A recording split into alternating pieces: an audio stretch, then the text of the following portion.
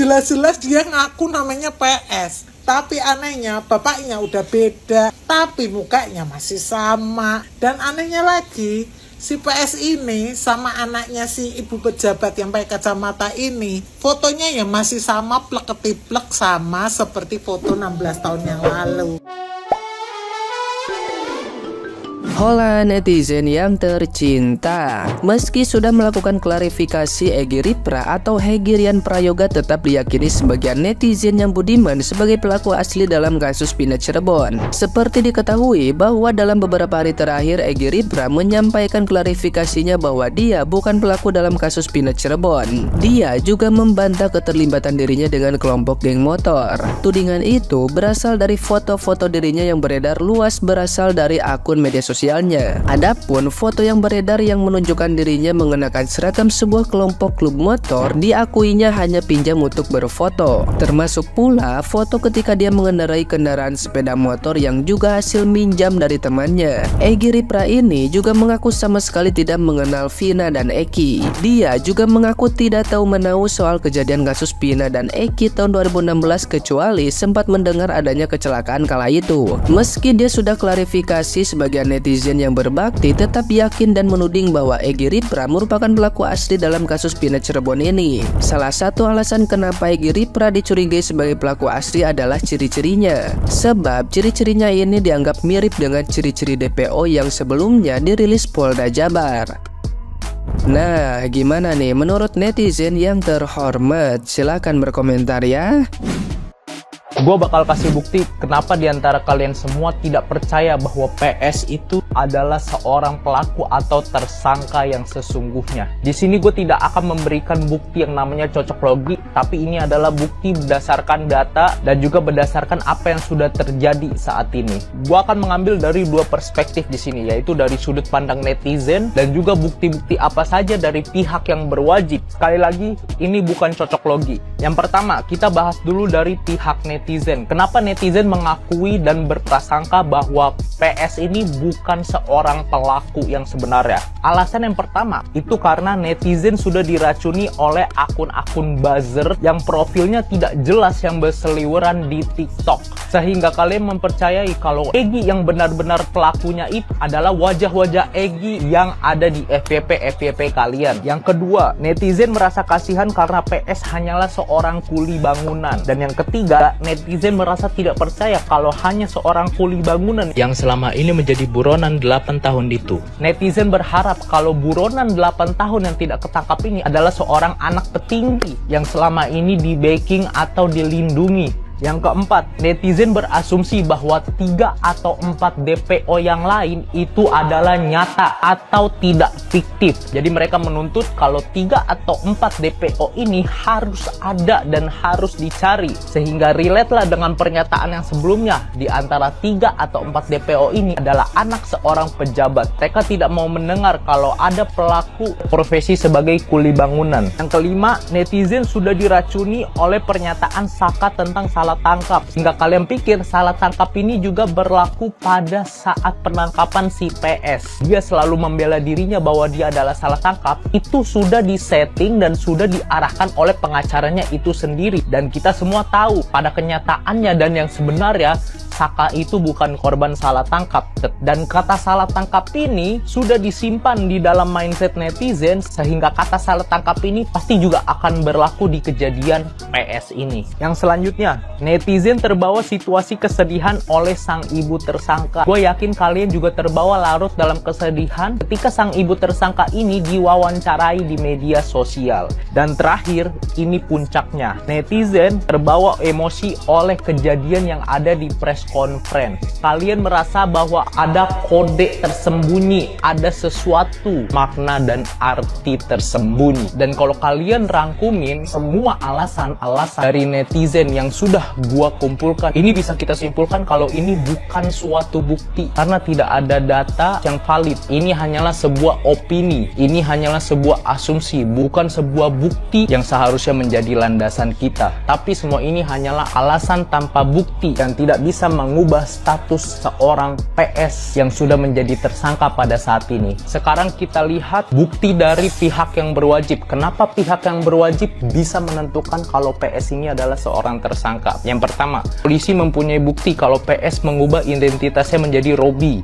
Ini diakui oleh PS itu sendiri saat interogasi 1x24 jam di kantor pengamanan dan juga pada saat press release. Jadi pada saat yang bersamaan, pada saat kalian terbawa emosional oleh tanda-tanda dan kode-kode yang dilakukan oleh si PS, dia benar-benar mengubah identitasnya, which is itu adalah salah satu bukti yang dipegang oleh pihak yang berwajib bahwa PS adalah salah satu tersangka. Yang kedua, pihak yang berwajib mendapatkan bukti kalau PS sendiri mengakui bahwa PS ini membuat akun bodong untuk menggiring opini publik. Sumber ini gua dapat dari Vault Cyber, dan Vault Cyber ini dapat informasinya langsung dari A1. Ketiga, polisi mempunyai bukti sejumlah barang bukti yang sudah didapat dari rumah PS pada saat penggeledahan kemarin, which is kita semua tahu setelah PS ini sudah ditahan di kantor pengamanan, pihak yang berwajib melakukan penggeledahan ke rumah tersangka yaitu PS. Dan yang keempat, 7 tersangka mengakui bahwa PS itu merupakan salah satu tersangka dalam kasus Vina ini. Jadi setelah PS ini dipertemukan oleh 7 tersangka yang lainnya, which is yang sudah ditahan sebelumnya, semua 7 tersangka ini, pelaku yang sudah ditahan ini mengkonfirmasi bahwa PS ini adalah benar salah satu pelaku di kejadian tahun 2016 pada saat itu. Juga ada tambahan bukti analisa dari gua sendiri yang menurut gua ini benar-benar memperkuat bahwa PS itu adalah benar salah satu tersangka atau pelaku di kasus Vina ini, yaitu ada 2 orang yang menjadi saksi pada saat ini seperti yang kita tahu, yaitu AF, yaitu yang menyatakan dirinya sebagai saksi kunci dalam kasus Vina ini. AF mengkonfirmasi bahwa PS ini dia adalah benar salah satu pelaku, sementara Mel seperti yang kita tahu yang diincar oleh Om Wirang Birawa, yang Om Wirang Birawa ingin sekali bertemu dengan dia, mengkonfirmasi juga bahwa si PS ini benar salah satu tersangka atau pelaku. Dan kita harus catat, Mel dengan Mas AF ini mereka tidak saling kenal. Kalau kalian tahu cerita tentang kasusnya ini di tahun 2016. Jadi sekian yang bisa gua rangkum, dan untuk video selanjutnya gue juga bisa bongkar apakah 3 DPO itu selama ini nyata atau fiktif. Dan gue berharap semoga Linda cepat untuk menceritakan yang sedetail-detailnya di seluruh awak media, karena Linda adalah satu-satunya kunci yang bisa menyelesaikan kasus ini. Begitu juga dengan Bang Mel.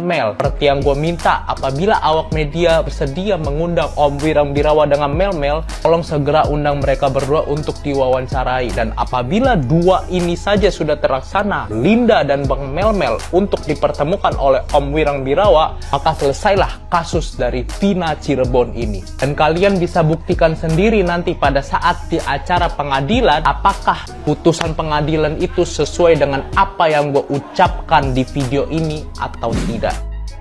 Halo, kemarin sudah lihat kelompok keluarga Cemara sudah kumpul semua di situ, say.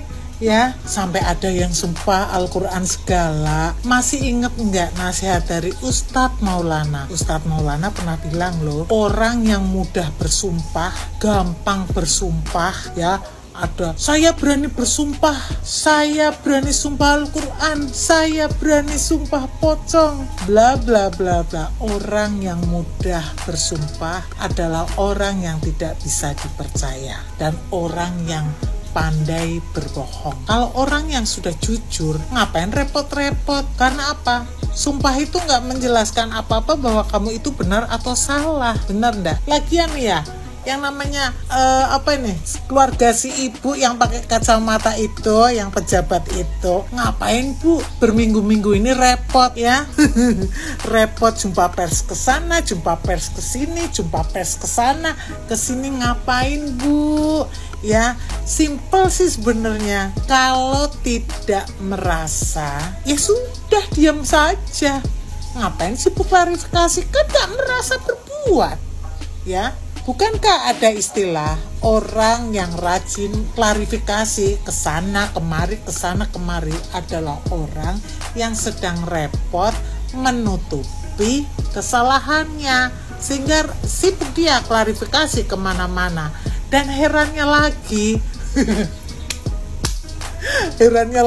itu yang keluarga Cemara kemarin kumpul-kumpul bareng itu loh ya. Kok ada ya yang namanya si PS ya. Jelas-jelas dia ngaku namanya PS, tapi anehnya bapaknya udah beda, tapi mukanya masih sama. Dan anehnya lagi, si PS ini sama anaknya si ibu pejabat yang pakai kacamata ini, fotonya ya masih sama plek-ketiplek, sama seperti foto 16 tahun yang lalu. Ya, gaweannya kayak grudak-gruduk bareng gitu. Dan anehnya kemarin jadi satu keluarga lagi, say. Dengan banyak klarifikasi, say, kemana-mana. Dan lucunya lagi, untuk yang ketangkap kemarin, masa barang buktinya tuh ijazah. Lucunya ijazahnya nggak ada fotonya. Harusnya kan kalau ijazah SD, SMP, SMA kan ada fotonya ya. Fotonya si tukang bangunan ini, foto dari SD terus ke SMP ke SMA, fotonya nggak ada. Terus lucunya di bagian nama, kenapa tintanya beda dengan tinta di hal yang lain itu? Dan di situ tuh diurek-urek winangon bagian jeneng itu namanya. Nah, di bagian nama itu pakai spidol gede banget, tapi namanya tuh diurek-urek orang gena kayak gitu. Aduh, bener deh ya, lucu banget ya. Ini tak nasihatin ya untuk ibu yang pakai kacamata, yang ibu pejabat itu ya Bu. Wes toh ibu ki bali nang omah yo. Kalau lewat pasar ya, blonjo cumi-cumi, apa urang, apa-apa, masak Bu, masak ya, masak untuk keluarga fokus. Kalau nggak merasa, nggak usah repot klarifikasi kemana-mana. Diketawain Bu, mukanya anak ibu sama yang di foto yang 2016 itu kan aneh banget gitu ya. Tahu-tahu akhirnya berkumpul bersama, fake deh. Mau nyangkal-nyangkal apa juga mukanya sama. Guys, ini kok pengacaranya Aldo sama si Egy Ripra kembar juga kayaknya ya. Coba deh perhatiin ya guys ya, si pengacaranya si Aldo tuh ya, yang waktu itu melaporkan si Wisnu ya, jadi yang dua pengacara tuh. Nah ini sama si pengacara Egy Ripra ya, sama ya. Ini nggak tahu ya, rumahnya deketan, nggak tahu gimana ya, atau memang pengacaranya sekarang juga kembar kali ya, karena kan ya tersangkanya tuh banyak yang kembar gitu kan.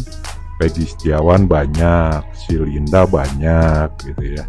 Nah ini mungkin pengacaranya juga kembar kali ya. Apa mata gua ya yang burem ya ngelihatnya nih dari si foto ini? Sama nggak sih menurut kalian guys? Pengacaranya tuh si Aldo sama si Egy Ripra guys, sama nggak kira-kira? Nah ya, coba guys komentar ya, sama apa enggak ya? Takutnya gue yang salah lihat guys. Oke, pantau terus guys.